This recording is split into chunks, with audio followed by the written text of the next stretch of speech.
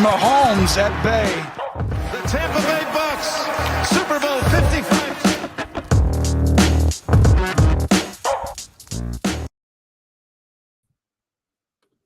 Hello and welcome to the Bucs Banter podcast for our 47th episode. I'm Collin Hallboom. I am joined by Scott Capron and Bo Danyard as always. And we have got a shit ton of NFL football to talk about. Yeah, I think that's the exact amount, actually, an official shit ton. Yeah. Yeah, I don't know if we have any football to talk about. We have a lot of crazy shit to talk about, though. Good. Well said. Well said. Yeah, a lot of football players changing cities and all that good stuff. So that is why I titled tonight's episode, The Brady Recruitment Campaign Continues and NFL Star Realignment. We are going to start off with the Buccaneers and what they've been doing since we were last on the airwaves. So, I mean, you know, to summarize, Tom Brady retired, then unretired, and the Buccaneers, almost immediately upon Tom Brady coming back, were able to re-sign both Carlton Davis and Ryan Jensen, two crucial guys who appeared to be on the way out. So that was massive. That's the Tom Brady effect that I've been talking about. That's just oh so obvious. The greatest recruiter since John Calipari in the mid-2000s. Couple losses. Jordan Whitehead. I mean, I know we're all Jordan Whitehead stans. I know you guys, for anyone who doesn't know, as non-Buccaneer fans, but guys who've been following the team since we're doing this podcast, is a player you both loved. And Jordan Whitehead, the Bucs obviously, apparently they didn't reach out to Jordan Whitehead because they had other plans. So he ended up signing with the New York Jets for 2 years for $14 million. Bit of a modest number, Bodan. Very modest number. I was actually pretty shocked when that deal came out. I don't know. Maybe they decided they need more ball hawks back there, but I think anybody that watches Tampa Bay defend the run, they just can't wait to watch Jordan Whitehead just smash the running back in the hole, on the edge, anywhere they decide that they think they might find a place, some space on the field. So, yeah, I think he'll be a really great fit in New York. Basically just taking over that Jamal Adams role. Hopefully he gets paid like Jamal Adams does one day. Yeah, I'm surprised he didn't get paid more by the Jets. I think the Buccaneers' rationale was simply they had other holes to fill, and I'm sure they would have loved to bring Whitehead back. But when you got Mike Edwards waiting in the wings, like he's just so productive based on the snaps he's had in the NFL, and he's going to be a free agent next year, you kind of need to give him a look while still on that rookie deal. And then, I mean, shortly thereafter, that Whitehead, vacation over to New York, the Bucs traded a 5th-round pick for right guard Shaq Mason of the New England Patriots, widely considered to be one of the top 5 right guards, at least in football, according to like PFF. And I mean, Brandon Thorne loves Shaq Mason. Brandon Thorne always getting shout outs on the pod because he's the O-line goat, or the trench goat, as I call him. The trench, that's good. And so, yeah, amazing deal. I mean, everyone who is familiar with Shaq Mason was calling that an absolute robbery that Belichick was willing to give up on him for just a 5th-round pick. He's locked up for, I think 2 more years at approximately $7 or $8 million.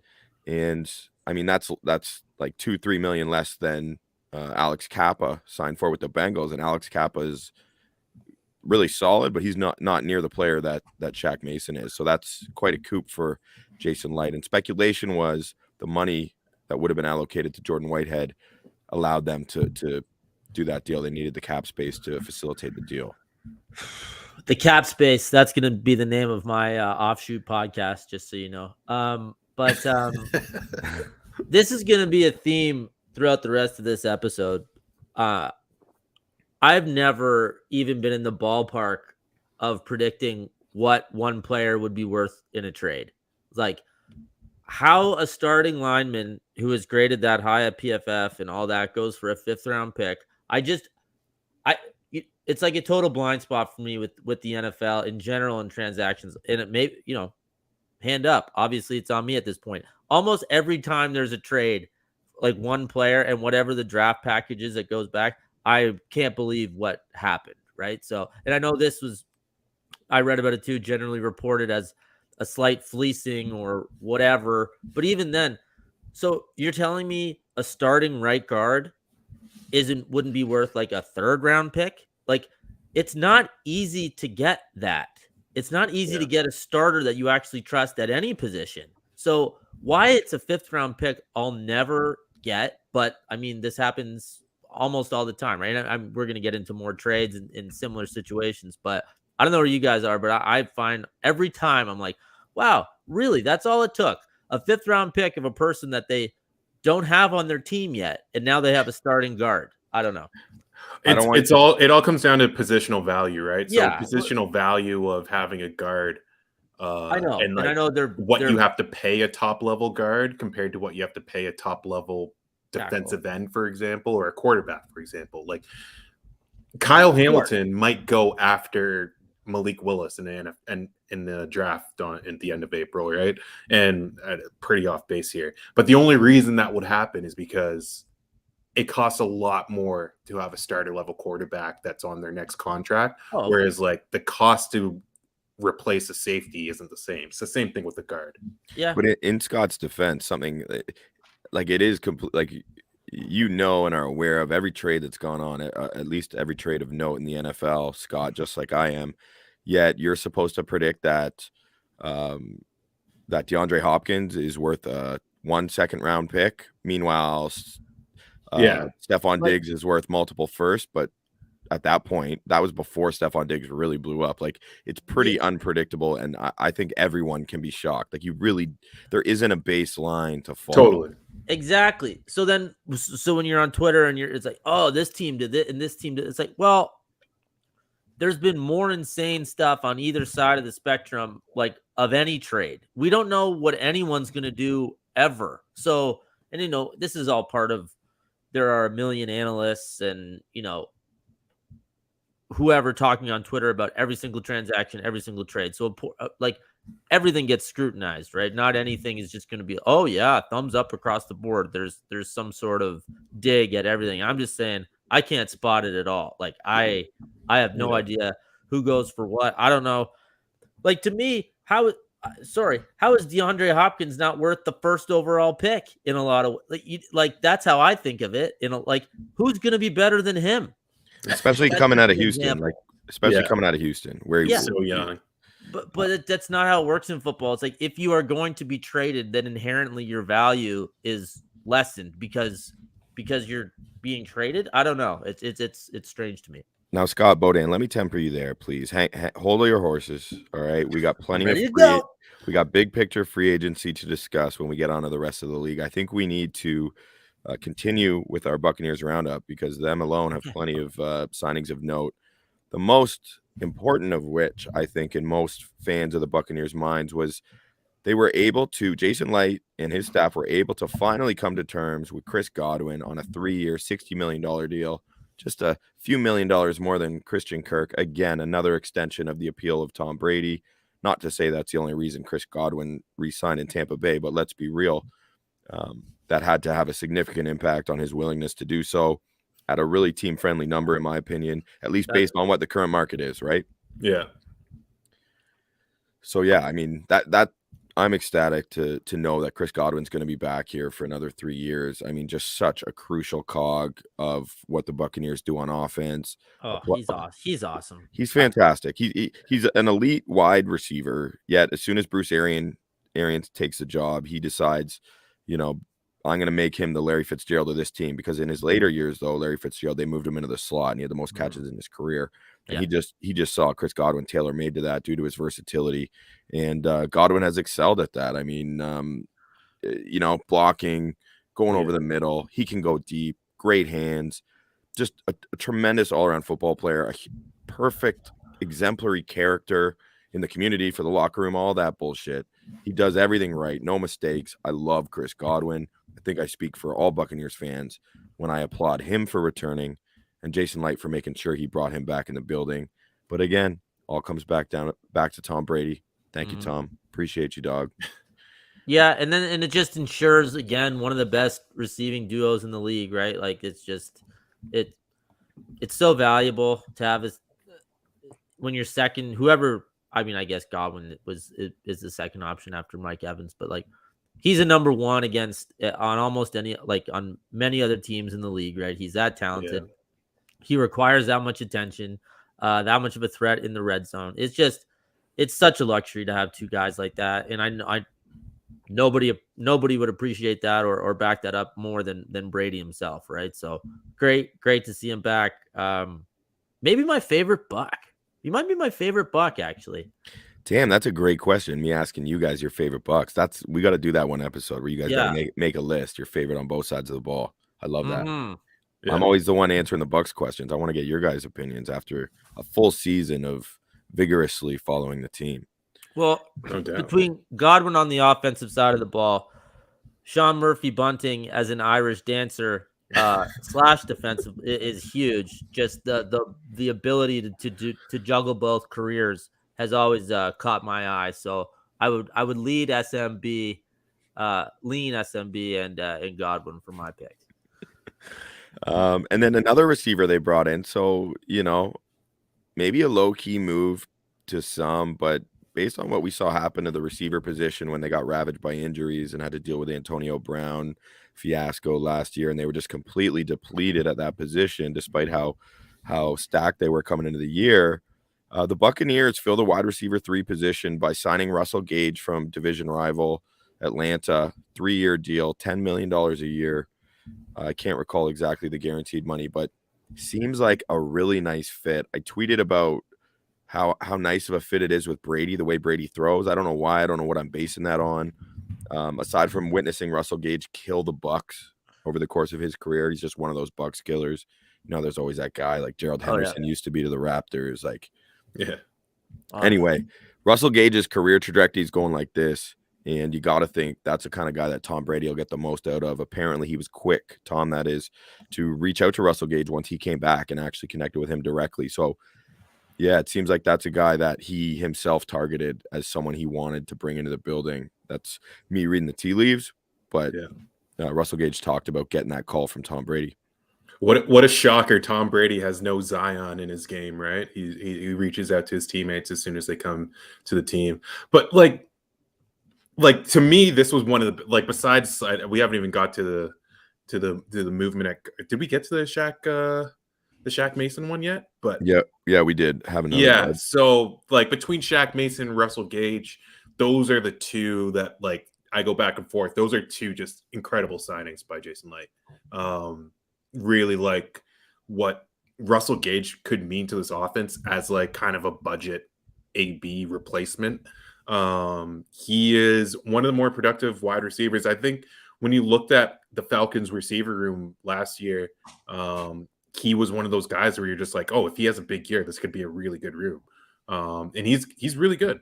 And he's going to be good for the Bucs. And that added motivation for 2 games out of the year to play in the Falcons. It's kind of nice to see the Bucs on the other end of that for once, right? Yeah, exactly. He's a perfect third guy to me. Yeah. Probably miscast, but Atlanta had almost a comically bad group of receivers this year, right? He was their number one by exactly, which he isn't. Yeah. But he's gonna get a ton of or a ton of looks in this offense. I think kind of maybe a little. I mean, I'm sure he's vaccinated, but maybe a little Cole Beasley-esque, like what we saw with the Bills, right? As a short, a smaller receiver. I don't know. Just as a third option, I like that pickup a lot. Well, he's actually not that small, and he's a pretty established deep threat. He's he's a good outside guy. He's extremely versatile. So when Godwin is out, unless Godwin is ready for the start of the season, I could see Russell Gage sliding into that slot position. But I imagine he'll line up on the outside, and you'll have him and Evans on the outside, but they'll all be interchangeable. I hope Leftwich will get creative and move them around. Bo, you identified those. Both you did as kind of under the radar, nice signings. Couple more of those of note of players who would fall into that same category. While I was licking my wounds from saying goodbye to Jordan Whitehead, the Buccaneers were quick to sign Logan Ryan, recently waived from the New York Giants. Really solid NFL player who's had a good career. He's moved around in terms of his positional flexibility. So he's played cornerback. He's a safety. He's played in the slot. Nickel, and yeah, exactly. So I think he's a guy who brings a lot of that versatility depending how they want to use Mike Edwards and him, another guy with versatility, Antoine Winfield. All those guys are capable of playing the slot if need be. Mhm. So it just gives Todd Bowles some more tools on the back end. And, compared to a Whitehead, who I love, I know we all do, a little more of a malleable collection of players. Whitehead's that like run stuffing savage, I'm going to rip your head off, thumper. But each of Logan Ryan, Mike Edwards, and Antoine Winfield Jr. are all kind of fit a mold of being a little bit more well-rounded.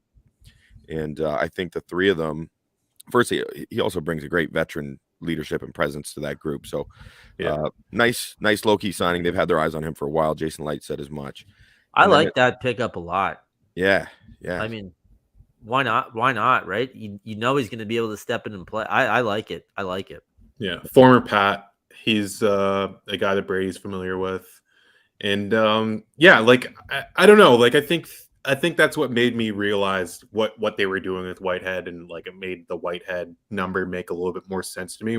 And that they were obviously like, this didn't fit our scheme. This didn't fit what we wanted to do down the stretch. Like when we ran into injuries, we couldn't get that same coverage malleability with Jordan Whitehead back there that they will have next year with Logan Ryan.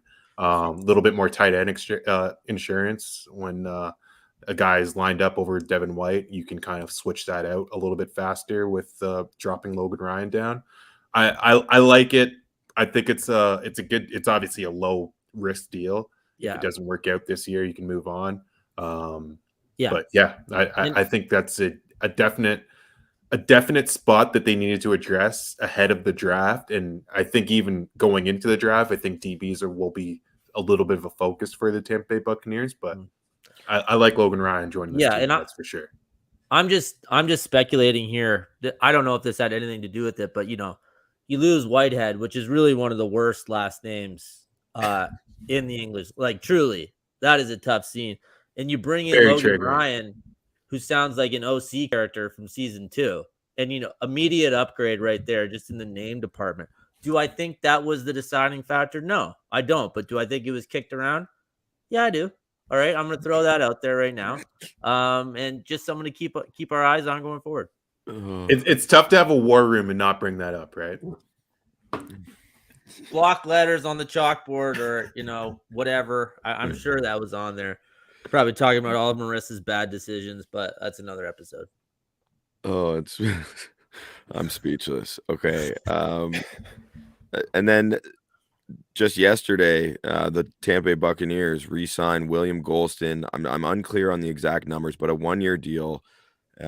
Just a super solid vet, a beast, a very much underrated NFL player, like rotational interior defensive lineman. He's a monster against the run. Continuing to develop his arsenal as a pass rusher, and just a super valuable aspect of the makeup of this Buccaneers team. Second longest serving Buccaneer. I was just that caught me off guard. I did not realize how long his tenure's been with the team. Crazy. Yeah, I thought he was the longest, but Evan Winter corrected me because I forgot about like maybe my favorite all-time Buccaneer, Lavonte David, has been there longer. But yeah, love the Golston signing. Super excited about that.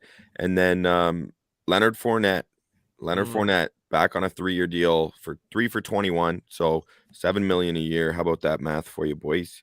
$12 million guaranteed only though, so that's potentially if things don't go as the Buccaneers hope it does with Leonard Fournette. If it doesn't continue how it has been, they could cut bait after 2 years, probably with minimal damages.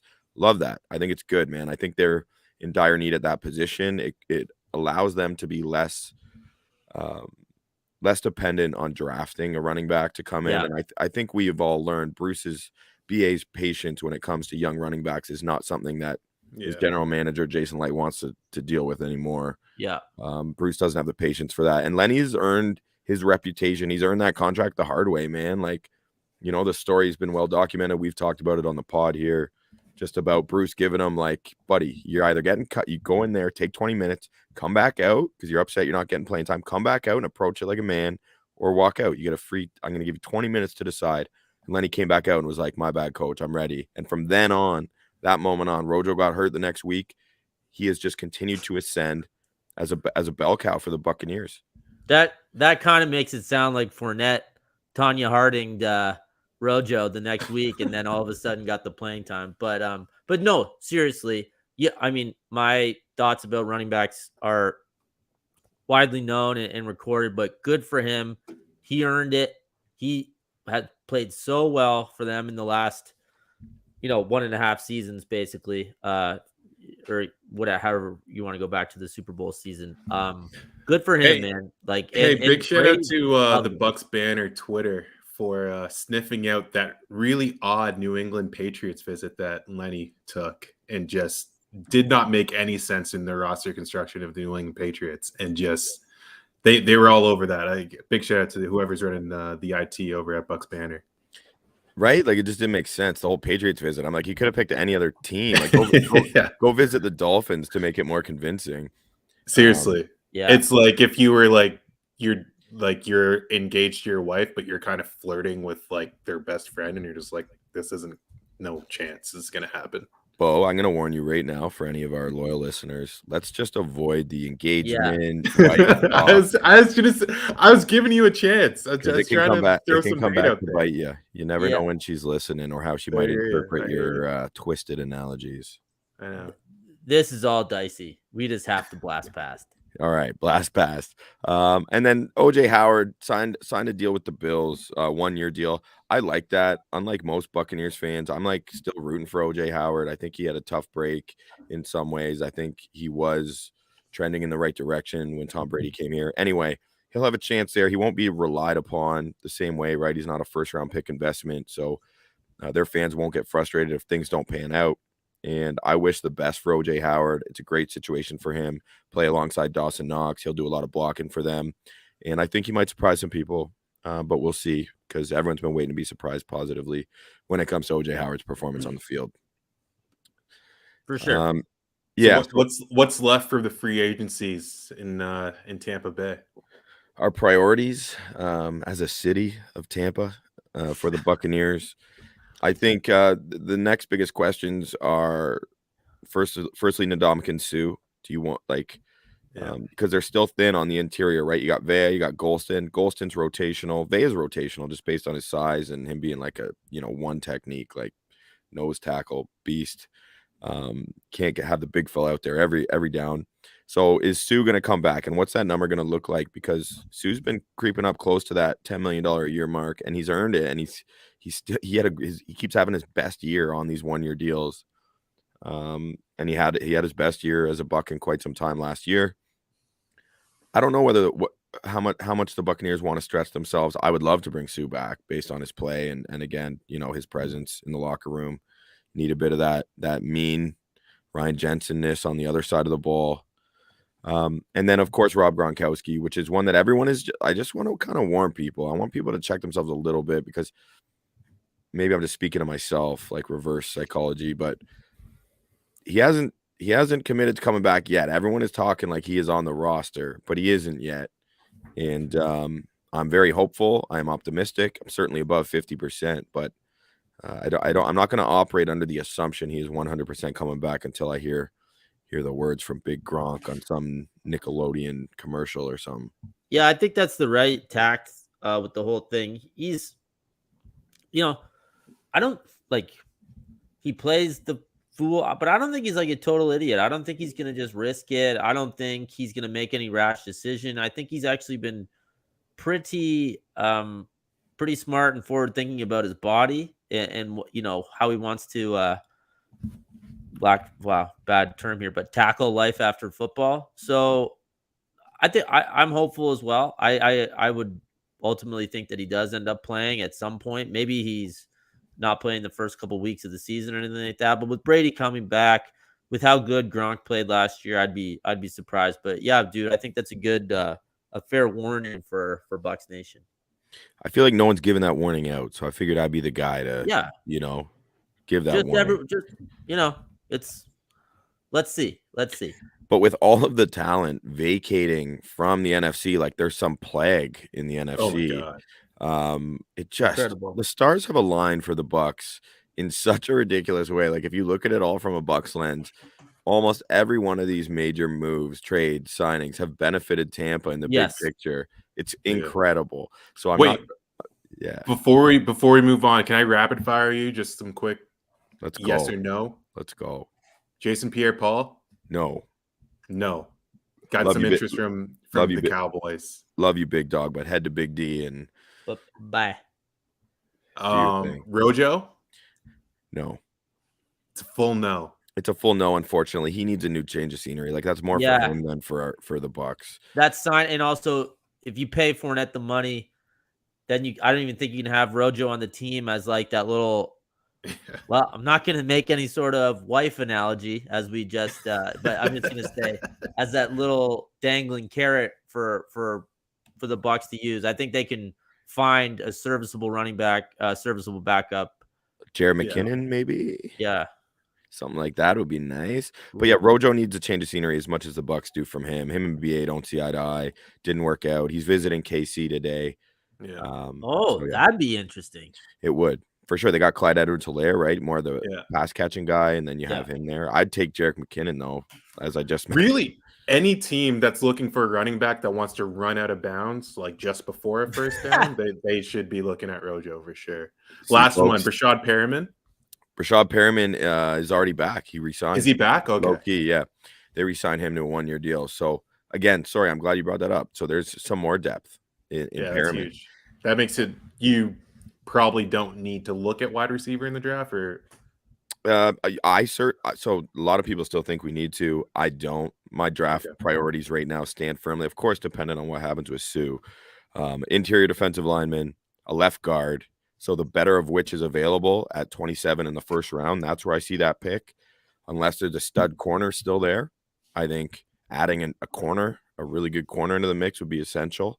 Yeah. Those are the 3 most important positions in my mind. Tight end a little bit later, and that's pretty much my biggest personal priority, or what I'm in favor of. We'll go deep dive on the draft, but I just want to get those quick ones out. Love the rapid fire, Bo. Thank you. Yeah, that was great. Perriman's that's a good question. Yeah. All right, so I think that's good in terms of just updating our listeners on where the Buccaneers are at. And this has been just such an insane few weeks in the NFL in terms of stars realigning. As I said, the NFL has been like, oh yeah, NBA, like you're handing out big deals. Your best players are demanding they go to a different team, and then they're getting what they want. Well, we see you and we raise you because this shit is popping off in the NFL, and it is wild. What a time to have a podcast, because we are just not short on topics of discussion even during the off season.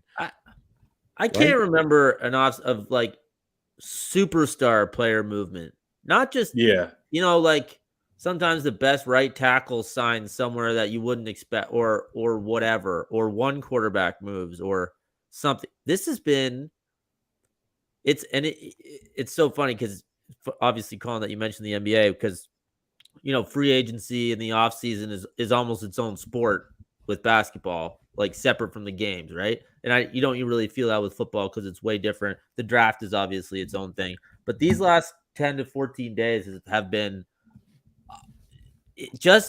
and like every time you check your phone, it's something bigger and crazier. And I'm not just talking about text from Perm, right? So I can't wait to get into it here.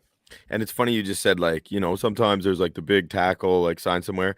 Arguably the best tackle in football did sign somewhere, and we're just not even talking about it. I totally missed it yesterday. Right, but it's not even close. Yeah, that's my point. Like, it's just nowhere near the headline, and that's Teron Armstead, another NFC South killer, like one of the literally maybe the best left tackle in football, leaving the Saints and going to the Dolphins. But I want to talk about the quarterback position first.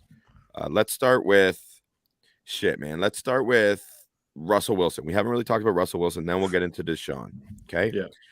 So obviously Russell Wilson, pardon me, we've been dealing with the speculation that he just kept shutting down because he's that kind of guy, and of him being traded or wanting out, yada yada. Anyway, he clearly notified the Seahawks he wasn't going to be re-signing there.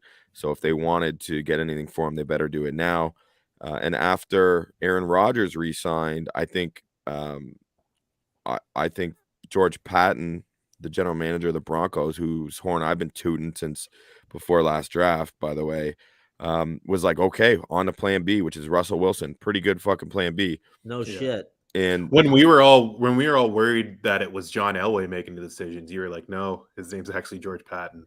that was the best. Yeah, that was hilarious. Yeah, but who said that? Hard to say. Back to back.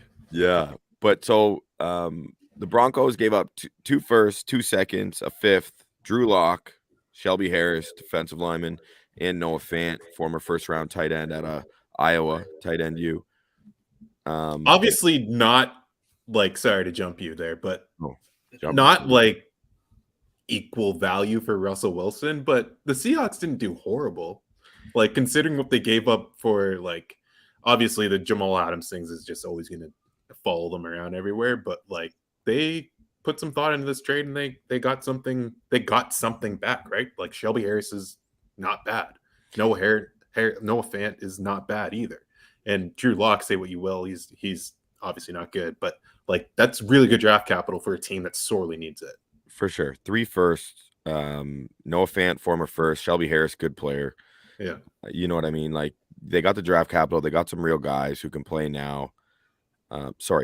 2 firsts, 2 seconds, pardon me. But basically 3 firsts when you think about Noah Fant. Shit, I'd potentially take 2 firsts and 2 seconds over 3 firsts. Like, Yeah. and then those guys. So really solid haul. I mean, we've talked about it quite a bit if anyone's been listening for a long time. Yeah, solid haul. They don't have a quarterback. For sure. Like, you know what I mean? Like, sorry, and I feel like we were kind of trending towards talking about this. It's like, yeah, they did do okay. But they've been they're bad, the clear losers, yeah. and they're behind the 8 ball. And who are they going to have? They're going to have Drew Lock or like a very shaky rookie coming in, whoever they draft with their 82-year-old quarterback. Like, I think they're fucked, man. Like, they were fucked as soon as they gave up those first rounders for Jamal Adams. Well, yeah, exactly. Okay, true. Yeah. True. So like, the problem with this whole thing for Seattle is that they gave up the picks for Jamal Adams. They could have had what would have been what would they have? Like 13 and 9? They would have had 13 and 9 in this draft. They didn't trade for Jamal Adams. Yeah, which they would have joined 3 other teams having multiple first round picks, maybe 4.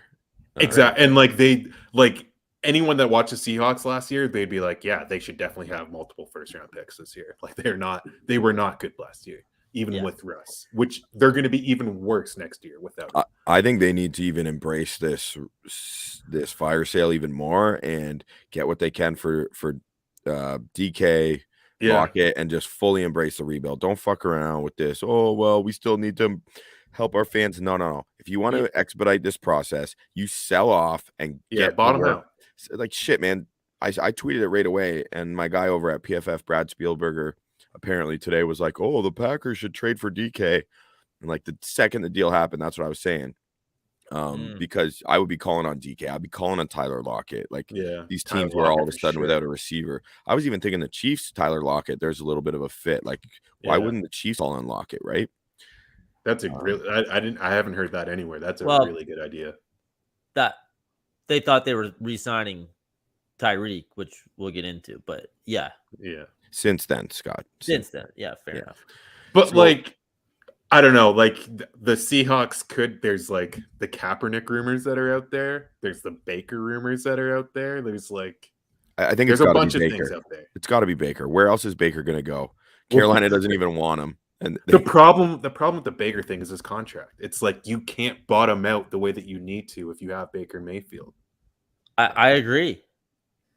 And like, is Baker going there to be like, I don't think Baker's that good, but is he going there to be on a total rebuild? Like, I just don't buy it. Like, Baker is literally what Jameis was, in my opinion, when he left Tampa, where it's like he has talent, and he's not nowhere near as erratic on the field, his injuries, but just in terms of the view of him on the league, it's like no one's actually willing to bite. Like, obviously the contract structure and whatnot is different, but I just mean in terms of the general perspective on him in the league, it's like, okay, he's good, but like, we don't really want him. We don't want to pay for him. Yeah. Like, we'd rather, see what we can do elsewhere.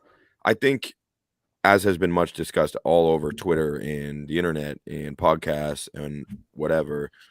I mean, the AFC West is just fucking bananas. Like, it is insane how much talent. Like Khalil Mack's on the Chargers now. Like, Yeah, you almost Jackson, forget about the stuff that's already happened. right? Like JC Jackson's on the Chargers. Denver Yeah. already, people like who don't know, but their roster, again, we've been touting their GM work by George Patton, however you say it. Going back to last draft, like they're so well built to be a contender right away. They've just been missing the quarterback, and now they have Russell Wilson, who, no matter what you think about him, Mr. Capron has how much you think he's cringy. Oh my God, he's so cringy. He's a hell of a football player. Yeah, and you give him some weapons and some competent play calling, which it seems like he'll get this year, right? Daniel Hackett coming over. I mean, Broncos fans have to be over the moon, man. Like, new coach, new quarterback.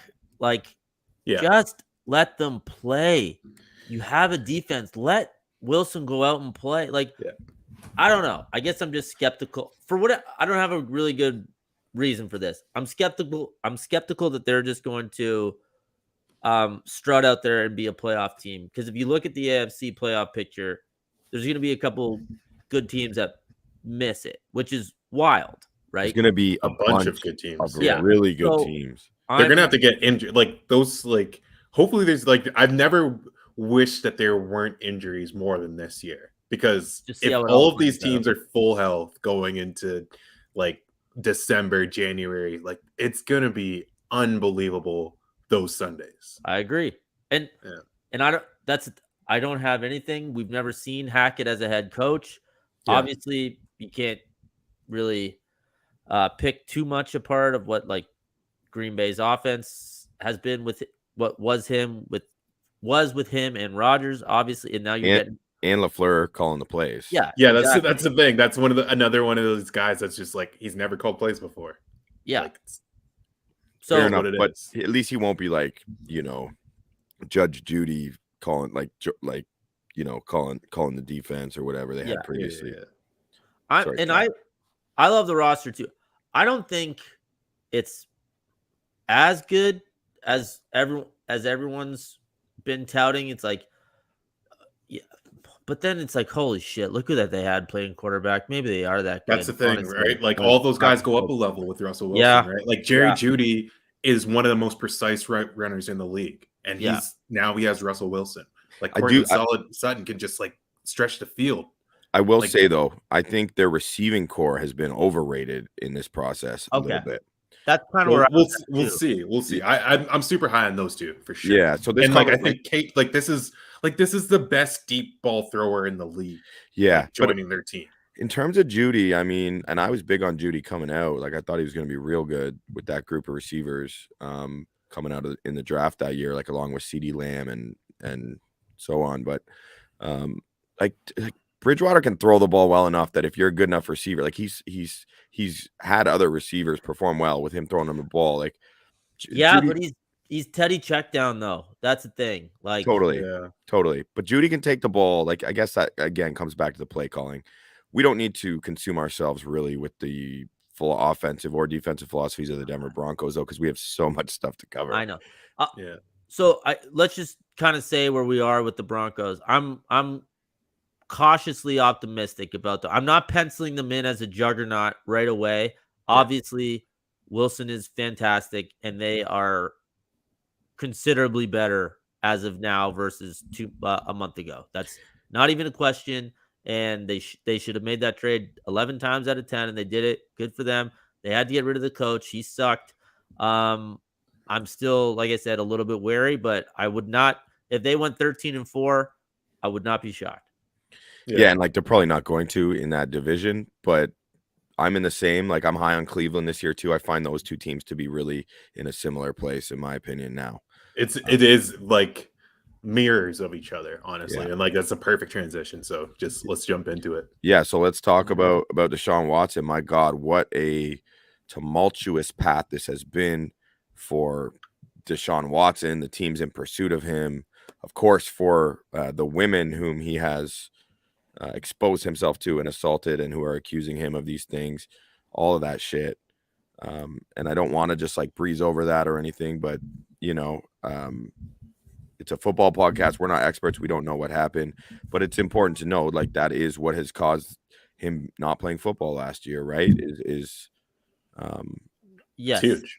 Yeah, and of course the NFL has proven itself to value performance on the football field over any sort of indiscretions. And the worst of which Deshaun Watson has been accused of.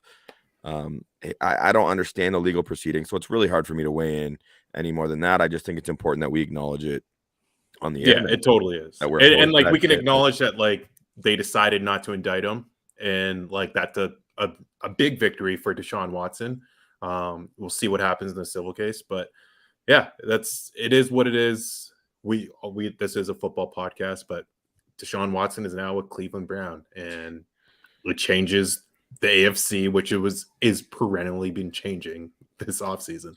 But all I want to say though, the pursuit of Deshaun Watson, okay, as it was coming down these past couple of weeks, was just incredible theater, especially looking on from the plank of the pirate ship in Raymond James Stadium, because I'm like, okay, everyone's leaving the NFC South. Like this is just too tailor-made for Tom Brady right now. It's getting ridiculous. And then it's like, oh, Deshaun Watson has canceled the Cleveland Browns. They are no longer in the picture. He's informed them they don't have a chance to sign him. Yeah. It is either going to be the New Orleans Saints or the Atlanta Falcons. And I'm kind of like at the point where I'm like, okay, like a little bit of competition. Yeah, sure. And like I've always loved watching Deshaun Watson as a football player. Like absolutely love his game. Yeah, I always have. Anyone who takes down Bama on the national stage is someone I'm a fan of. But even like I was just feeling things were falling too flush for the Bucs. So I was okay with like a little, interdivisional. Keep them sharp. I get that. But then that would have been fun. Brady Watson twice. Not as fun as beating the shit out of both those teams each time, but I get it. And let me say, I would have rathered him sign with the Falcons than the Saints. Yeah. It felt like it was lining up for it to be the Saints. Easy for me to talk this way after he signs with Cleveland, right? Like talk to me last week. And but anyway, I mean, like I got a buddy, one of our loyal listeners, Sam Gillen, who is a huge Cleveland Browns fan. And we were going back and forth throughout it. And he was kind of like, oh, fuck. Like, I guess like we're going to have no one. Like I'd send him the Baker quote. And then anyway, somehow Deshaun Watson ends up choosing Cleveland. Fascinating piece on The Athletic that details the process that went into that. I forget the author, unfortunately. But what do you guys think? Like, what do you think of this deal, the decision by Deshaun? How does it affect the Cleveland Browns entering this year with the uncertainty of suspensions looming, him adjusting to a new offense, and just what's been a very competitive division in its own right in the AFC North? Yeah, I'll jump in.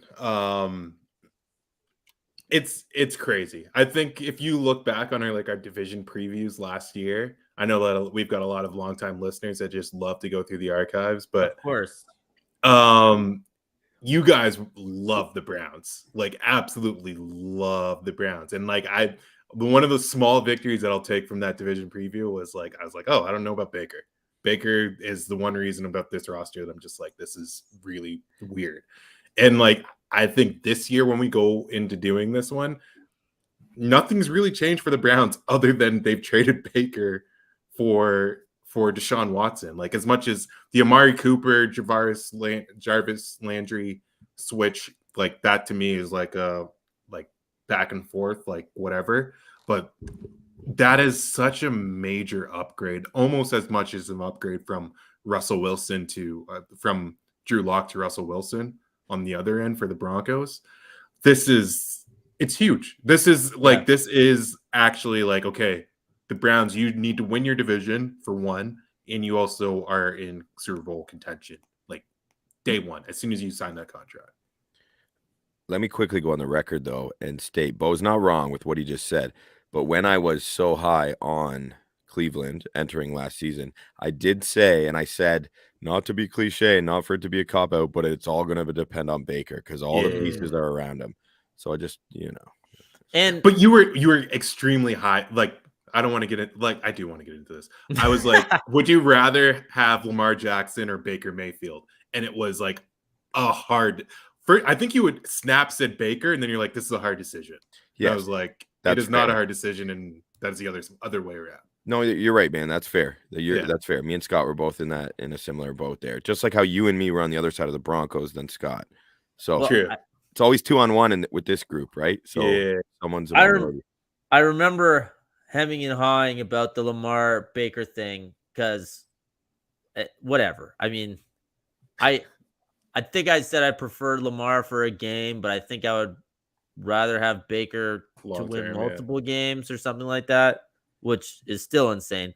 And I will say, Baker at least did play with like a torn labrum most of the year, right? Yeah, true. Like that wasn't. They had a lot of expectation on them and all that, and it wasn't a good year for OBJ to get run out, for him to be hurt, all that. So I'm not backtracking, but all that, like, it didn't work out well for him. I don't think he's that good. Like, I would say that he's not that good now, but yeah, I mean, they have Deshaun Watson. He's incredible. But I like it's an incredible pickup for them. Obviously, a ton of money and everything, but who cares? It's like monopoly money anyway, right? So, well, this one isn't monopoly money. Like, yeah, no, that's 5 years, $230 million guaranteed, fully guaranteed. I think that kind of slipped under the radar for a lot of people. That is a very legit, fully guaranteed, very legit commitment to make to any player. Yeah. Now, let me say this. If this legal shit hadn't happened, which is like a pretty big what if, but if it hadn't, I wouldn't even have an issue with the contract or giving up the 3 number 1s and the 2 number 4s and the number 3 draft picks. Because I believe so much in the grunt work that's been done by Andrew Berry, their GM, and how they've built that roster in Cleveland and how long that franchise and city has been starved for a winner there. I think if you have a way, especially they were on the verge of catastrophe when before Deshaun Watson had told them he was not choosing them. And at that point, Baker had already said, fuck you guys. You don't want me. I don't want to be here. So they were going to be without a quarterback, pursuing Jameis or whomever, maybe drafting one, to having like one of the most talented dual threat quarterbacks we have ever seen in the league. Yeah. A winner too. And I know he was stuck in Houston, but like going back to his Clemson days. And in my opinion, he's a winner just seeing how he dragged that shit ass roster into the postseason and was competitive. It was an absolute joke. The same team that traded, that we joked about earlier, DeAndre Hopkins for a 2nd round pick and David Johnson. Yeah. So, you know, I just, I as crazy as that is, that amount of guaranteed money, I think Cleveland did what they had to do. GM Andrew Berry did what he had to do to give him a chance, because if it works, it's going to be huge for them. Well, yeah, I haven't read the Athletic piece, but like obviously what happened to me in my books was like the Baker stuff comes out and they get canceled by Deshaun, and they just went back to Deshaun and said, we'll guarantee the whole thing. That is totally a proper read, how I kind of read through the lines as well. Yeah. Yeah, like $230 million guaranteed. Like, to put it in perspective, I think Patrick Mahomes is like 140 guaranteed over 10 years. Like 230 over 5, it completely resets the market. Like, his division rival Lamar Jackson like is working on an extension. They're back to ground zero after that deal was signed, because he completely resets the market. We have so much to talk about, guys, in so little time. I gotta let's go. All right. Okay. Anyone need to get anything off their chest related to Deshaun Watson? Or are we good? Well, one thing I'll say is like perfect offense. Like the 2 stud running backs. Well, and the wide receivers are going to be good. Amari Cooper, such a steal. That price now looks like just a couple weeks ago, people were like, oh, whatever. Amari Cooper got released, picked up by the shitty Browns, like whatever. Yeah. Now it's just looking like an insane bargain. No doubt. But sorry, and the last thing I'll say is about the whole is just he basically suffered 0 consequences, right? Like, he got a year off. Well, a year of 0 game checks is kind of sucks. Well, I think it worked out with the 240 guaranteed. Yeah. So, you know, he's making it back. That's for sure. Yeah. So I mean, yeah, he got to rest all year, get his body right, and then he gets to dictate the most and he basically money got to ever. pick his team. Well, these But teams like zero consequences. He was pretty much in limbo for an entire year. And am I going okay, to but now like he's not just not. football, but like I might be going to jail. Like that was like just weighing on him for an entire year. And like obviously it's worked out now, but like in hindsight, like that couldn't have been a fun year for Deshaun Watson. And his reputation has been dragged through the mud. That's the other like he's never come back from this. His entire legacy will, and at some point, be defined, or at minimum, this will be brought up in relation to him, his name, which is pretty fucked. If who knows? Like, I don't know. It's just weird. It did shock me initially. Not like I know these guys personally, but Deshaun Watson was always just like this, like, oh my god, exemplary. Giving money to like the janitor staff at the Texans stadium, like that was on a rookie deal. Like he was like I thought he was setting the best up to dude. be the golden boy. I thought he was the best dude. Yeah. Anyway, we'll see. Just fascinating developments, and trying to project the future is damn near impossible, but still fun to do. Whipping through here, the Falcons, who struck out on Deshaun Watson, are eating a shit ton of money, compliments of Matt Ryan. And Matt Ryan, the Colts, after Carson Wentz, God, the musical chairs here is insane. After Carson Wentz was traded to the Washington Commanders, the Colts, another pretty decently structured roster with good coaches and a good foundation, is without a quarterback. Things are looking bleak for them. They end up getting Matt Ryan, which I think is just a lovely fit for them at this point in Matt Ryan's career. I think Matt Ryan's been stuck, and I think he's got enough in the tank. If you watch the arm talent, it kind of reminds me of Brady when he was in those last couple of years in New England. It was like people were writing him off, but if you look at the cast around him, are you really evaluating what he has in the tank? So we'll find out this year. I just think it's a nice fit there. I don't know if you guys have thoughts on that or. Yeah, definitely. What's weirder, Matt Ryan not on the Falcons or Russell Wilson not on the Seahawks? The Matt Ryan one for me. Yeah, Ryan. I was prepared for the Russell Wilson one. No, I just mean like, whoa, when you see them on a new team kind of thing. I mean, Ryan's been with Atlanta longer, obviously, but I think the whole thing is super telling and good for the Colts. I mean, the Colts obviously gave up a first rounder to get Wentz, but you don't have to stick with Wentz just because you got him the year previous. If they saw everything they needed to see in that season and thought that they could upgrade, and I think Matt Ryan is undoubtedly an upgrade. I really give them credit, and I know it's more patchwork for previous mistakes, and Wentz is just so unbelievably mediocre. It's crazy, but good for them for cutting bait and realizing it. And I'm excited to see Matt Ryan on a new team. Honestly, I've always liked him. I know he kind of gets killed for some brutal turnovers and all that, but he's still good. Like he's still a solid player, man. And maybe I don't know. I think he would have easily and happily been a Falcon for the rest of his career. But they aren't going to be good. And if another season of him getting murdered every week and they go 4-13, they might have just ran him out anyway. So for him to get to a pretty solid team, like Collin said, with a pretty good situation, I think that's great. Yeah, completely agree with you guys on this one. The one thing I'll say, if you are placing bets at a sport book that allows you to bet on Julio Jones's next destination, I think the Tampa Bay Bucs are actually the favorites for Julio Jones's services this year, which is stupid. To all three of us, didn't really make sense. If you can get a number on the Colts, it's plus money. I think you should go after that. It's a great one, Bo. I hadn't even thought of that, man. I'm thinking Packers right away. My mind's going Packers. The Colts need the wide receiver help just as much as the almost just as much as the Packers do. Yeah. God, the Colts kicked that season away, man. They kicked Wentz. They kicked it away at the end. Holy shit. Yeah, no kidding. You had to beat the fucking Jaguars. God. And they were, but they were like an 8-point favorite against the Raiders at home too, which I don't think losing to the Raiders was like some Raiders are good, travesty, but at home favorite, do it. Yeah. And they didn't. But obviously the Jaguars one is worse. I'm just saying. They actually had another chance as well.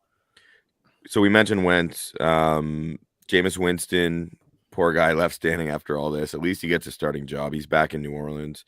and his once drafted counterpart, Marcus Mariota, is going to get a starting gig with the Falcons. So I'm kind of excited to just see Mariota get the ball. I hope he does well. I don't hope they win a ton or whatever, but I hope he does well. Cheering for the guy. Me too. Yeah, hell of a professional, and he's just been, biting his time, trying to go to work, and I love that.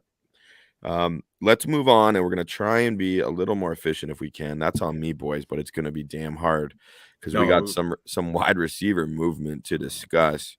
And the craziest one that we got to hit on first, man, is the best receiver in the game shortly after Aaron Rodgers re-signs with the Green Bay Packers for a monster deal, or so we thought at the time. Still a monster deal, but you get what I'm saying. He goes and said, he'd already said he wouldn't play on the franchise tag, but that happens all the time. You assume they're going to work out an extension or whatever.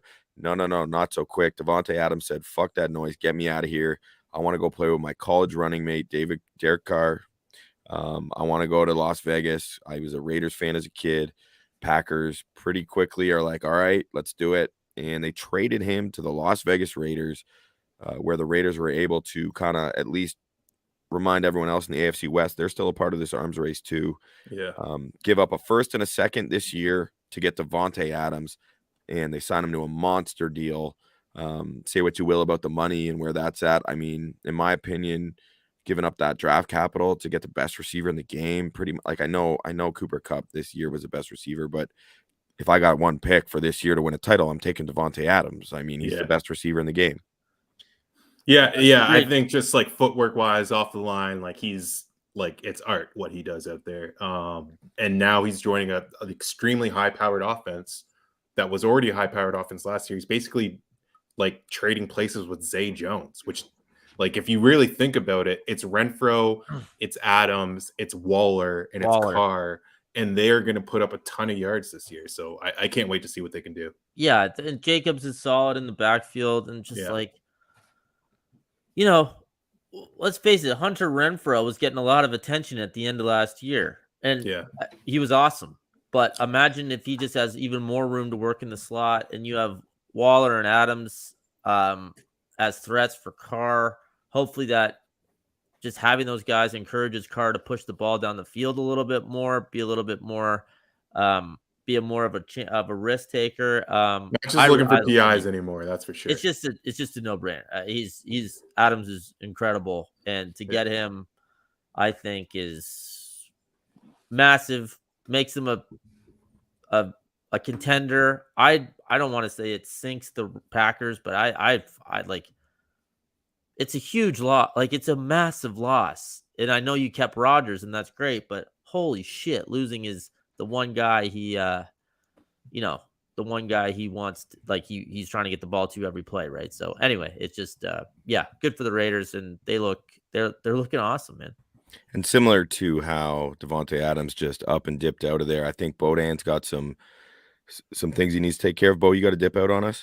Yeah, I got to get going. Yeah, I should probably get going. The one thing I'll say last, and just like transition, I think this was a ultimate chess move. Like, talk about it like a rookie head coach coming in from Josh McDaniels, taking on Davante Adams. I almost think that they foresaw what it would do to the Kansas City Chiefs and Tyreek Hill's ego. And it honestly makes the signing look better for Davante Adams with what's happened today. A true chestnut checkers move, going on in Vegas. No possibly doubt. A spin of the wheel. Losing Henry Ruggs is that was tough. Completely forgot about that. Yeah, and now they have Davante Adams. So pretty good for them. All right, Bo. So thanks for joining us as always. I think Cap and I'll wrap up just with a couple more notes, and then we'll all get out of here. Good. See you, Bo. Crazy, guys. All right, bye, Bo. Touch you. Okay. Well, Scotty, there were some more receivers who moved, as was just mentioned, and I think the guy to mention is just today, Tyreek Hill. Man, happened quick, right? Just like the Davante thing behind the scene. And he literally saw Davante's deal and said he wants to be to top that. And I think Andy Reid and the Chiefs were like, shit, man, we're not even close to being able to do that. So we got to get what we can right now before the draft and move on. Yeah, I think they offered him something pretty good, but not in that Davante range, obviously, and then it was boom, boom, like it was in the works. I feel like I saw a Schefter tweet, and then 15 minutes, it's like he's gonna be a Jet or a Dolphin, and then 15 minutes later, we had it done with Miami, right? So, I mean, Tyreek Hill, say what you will about him, is he the best out and out receiver? No, but does he make a world of difference? Like maybe as much as anyone. I mean, Like, offline, Scott, to cut you off, but to toot your horn, like offline, you kind of made the analogy of if like Steph Curry left. And I know Steph Curry is like the elite of the elite in the game, but I think it's a cool analogy because they're so unique and how they kind of have redefined their own position. And I thought it was a pretty cool observation to make. It's just like the guy who's out there that in basketball that isn't making threes, but he theoretically can make threes is worth more. Has more value, right? And that's like Hill takes up so much attention for the defense all the time, which allows more room for Kelsey. I think it's just a huge loss for the Chiefs.